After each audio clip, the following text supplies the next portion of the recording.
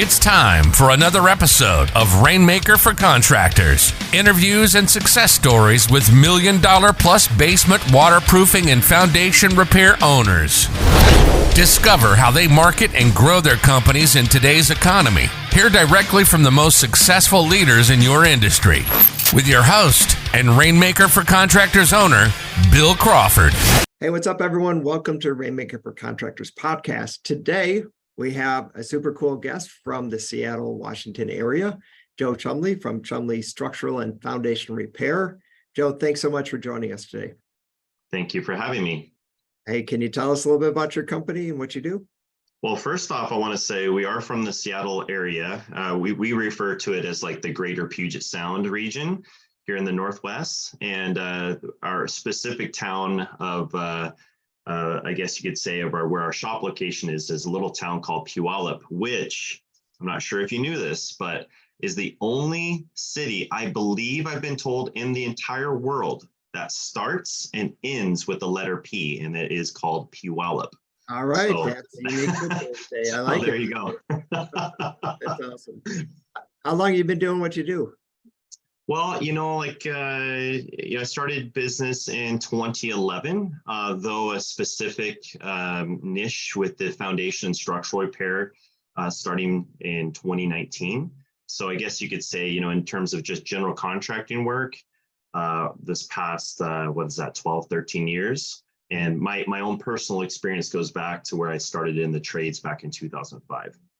Great. Awesome. Did I read you built homes before and so on, like way bigger jobs and so on? Yeah. And that was primarily what I started with, was framing, custom home framing, foundation work. Basically, it was a great way for me to kind of get a holistic approach and an understanding of, building.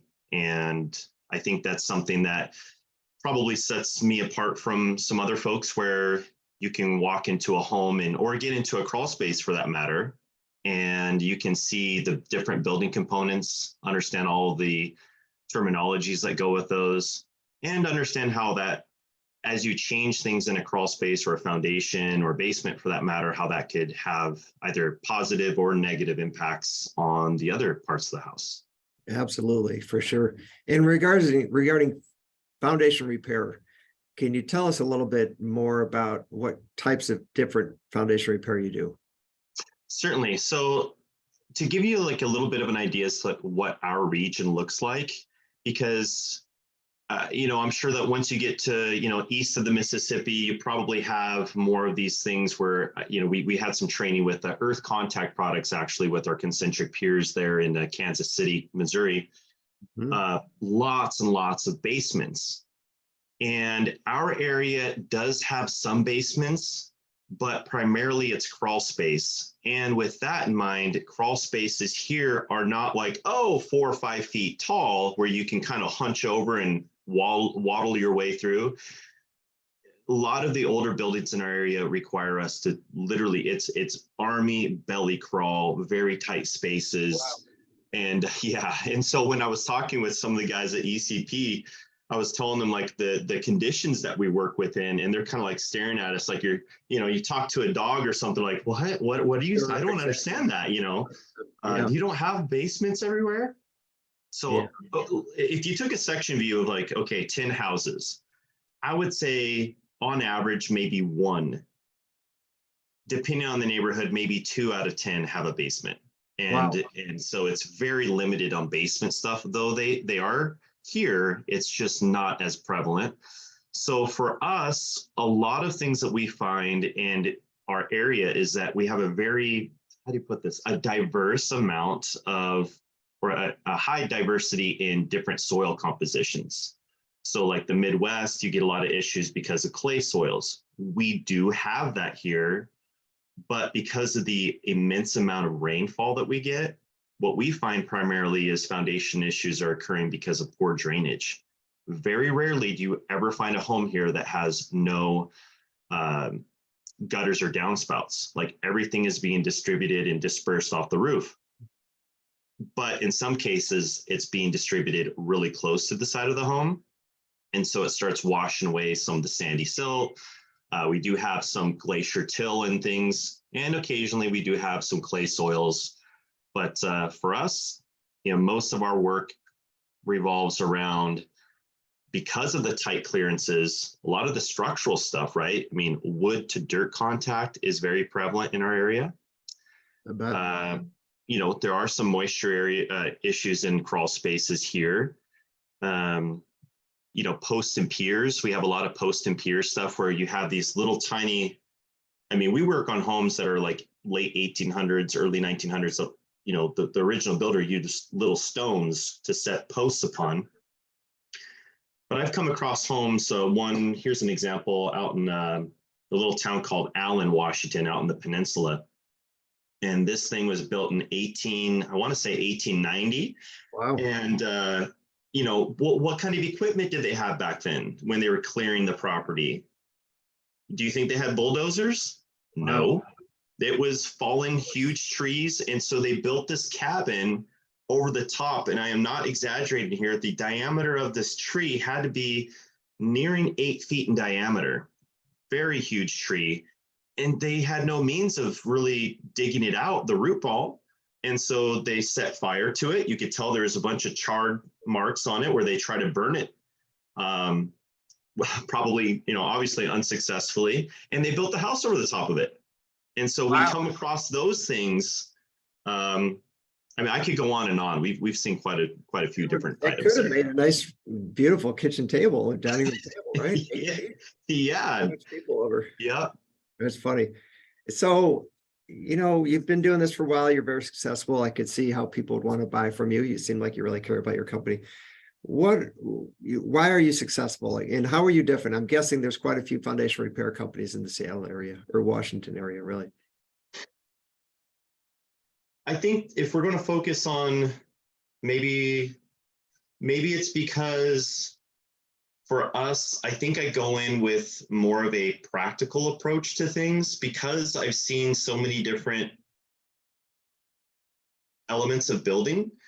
I think that for our company, I really try to lead in with just a honest approach where I'm not trying to just upsell for the sake of upselling.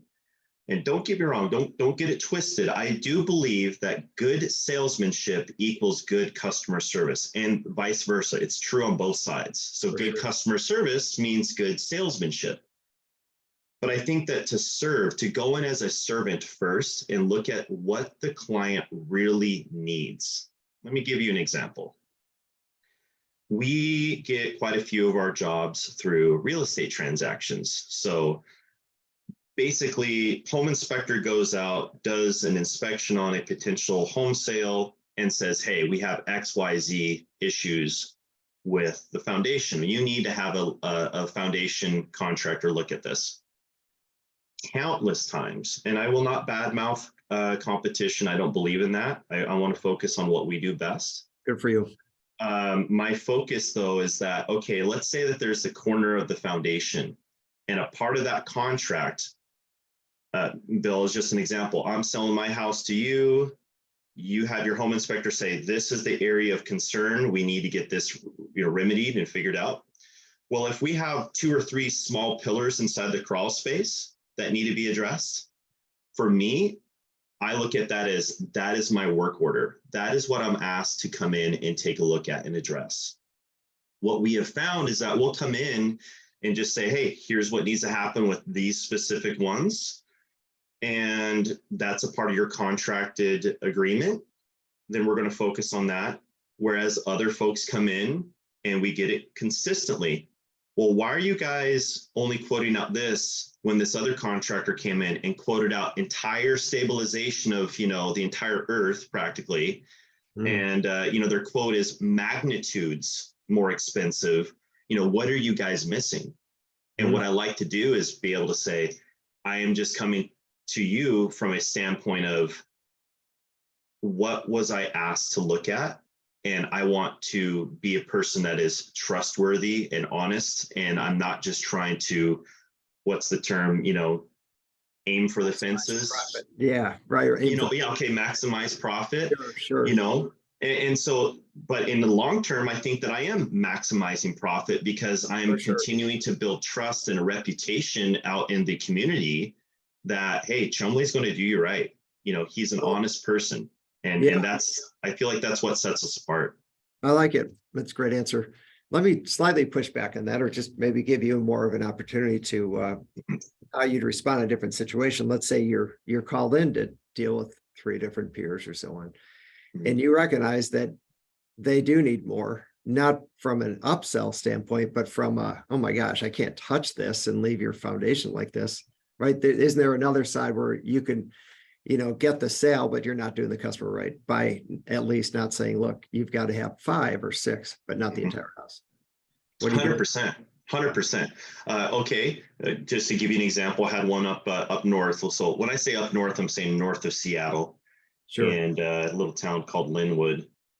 Client buys a house, and they say, well, home inspector found a few posts underneath the house that are affected by some water damage. Okay.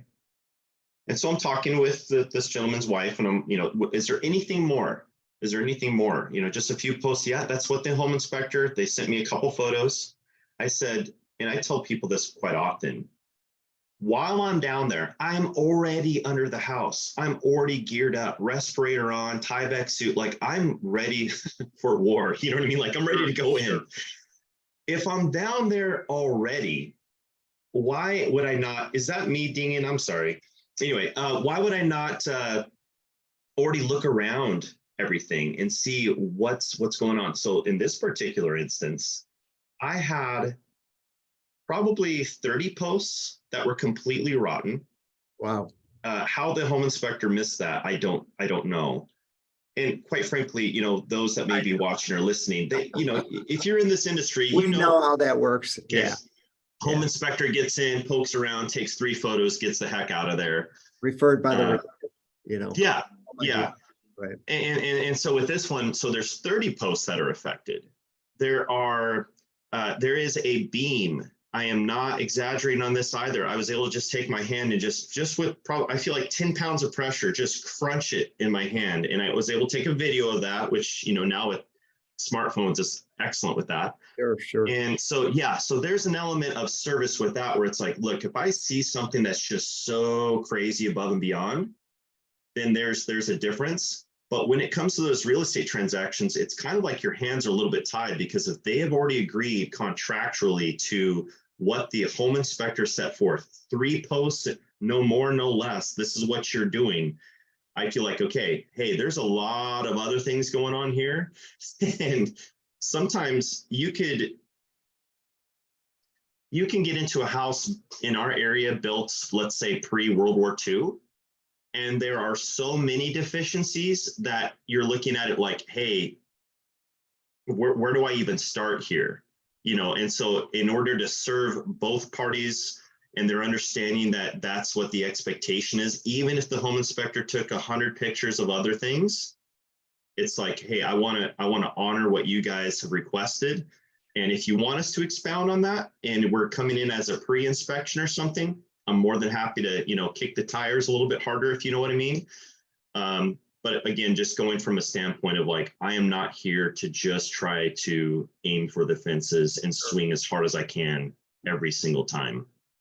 Obviously, outside of the obvious core values that you just shared, let me throw a curveball at you.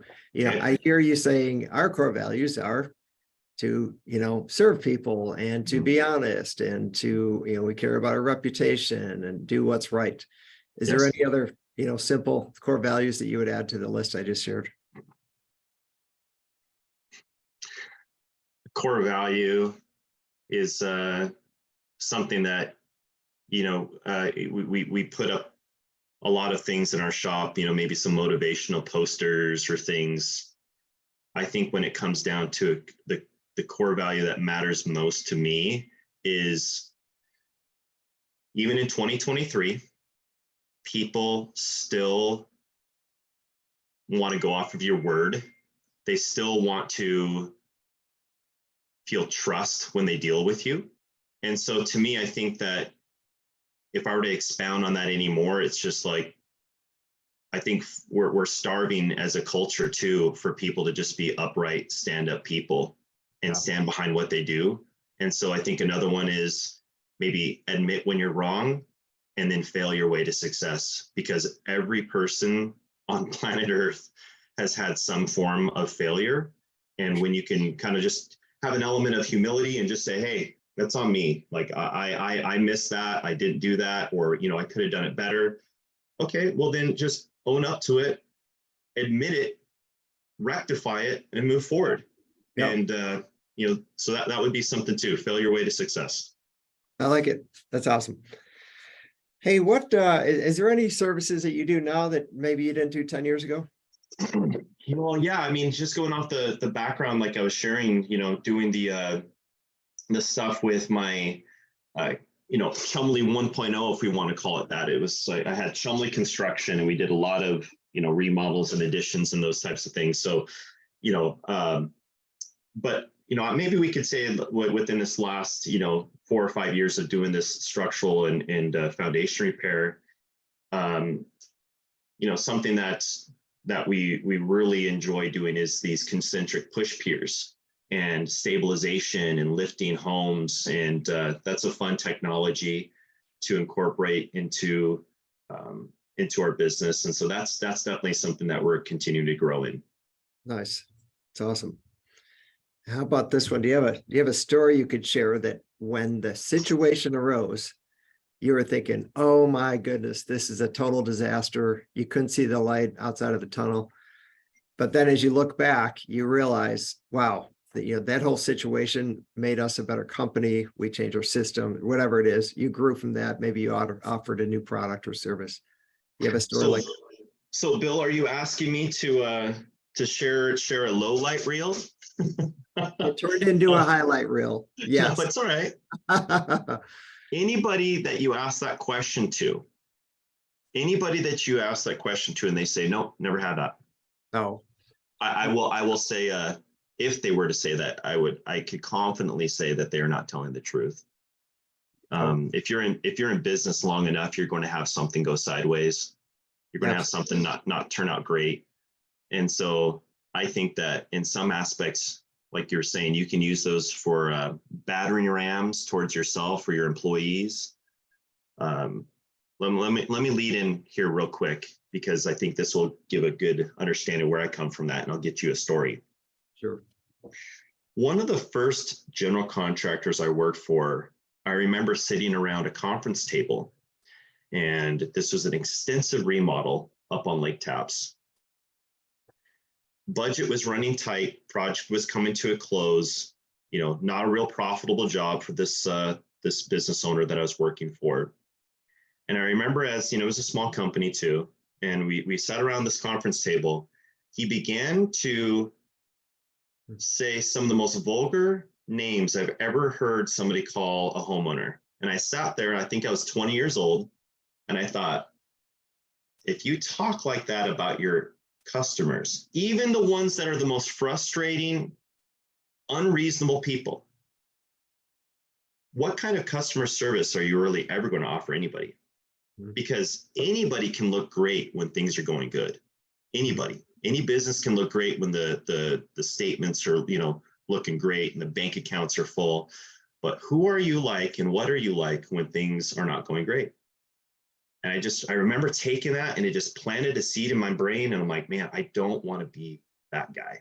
Sure. So fast forward 20, man, I think this was last year. And complete transparency, there have been a handful over the years. I mean, there have been. Yeah, everyone has. But one that jumps out, we're doing this carbon fiber job in a basement. And, we're going through, applying stuff, having to grind some things. And it was just a good amount of dust.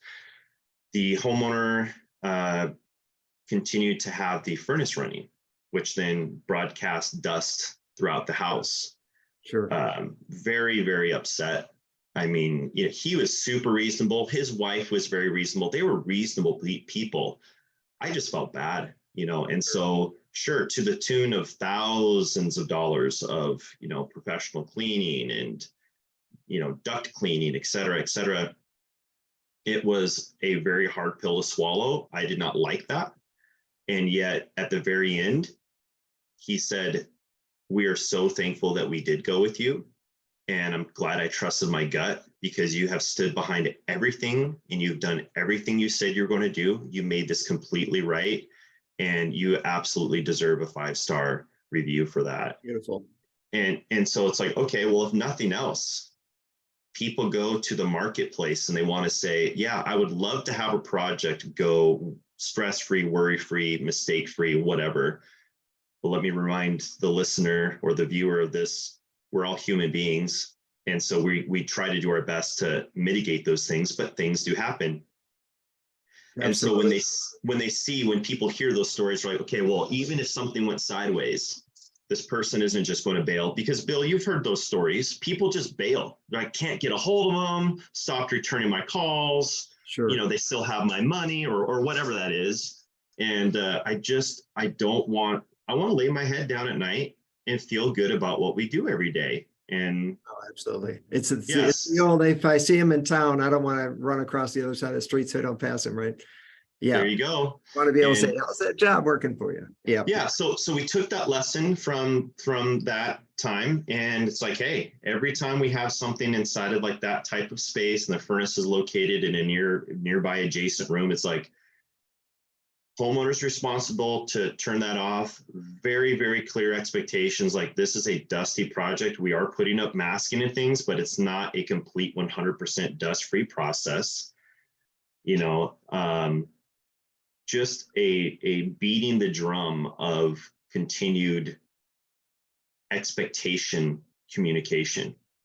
Because when you can do that, then the homeowner is already expecting, all right, it's my responsibility to make sure these things are turned off, and that there's going to be probably some cleaning and stuff that I need to do on my own behalf, because the contractor is not factoring any of that sort of stuff in. They're making a good faith effort. And so we're like, hey, what kind of zip pulls, what kind of plastic sheeting, what kind of masking tape, what kind of floor protectant, et cetera, need to go into that sort of thing. So, yeah. That's a good one.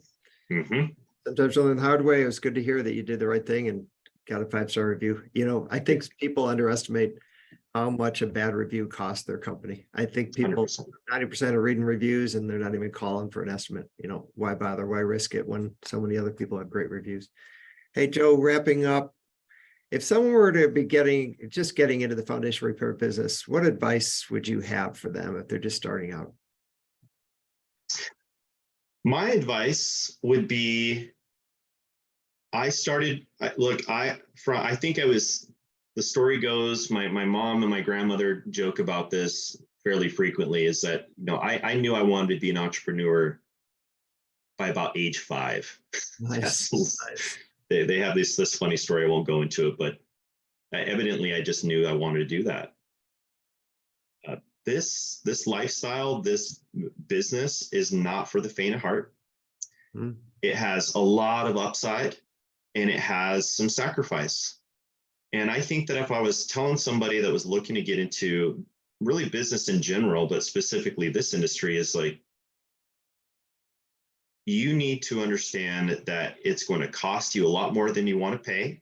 It's going to require more time than you think you'd want to put into it, and that there is sacrifice.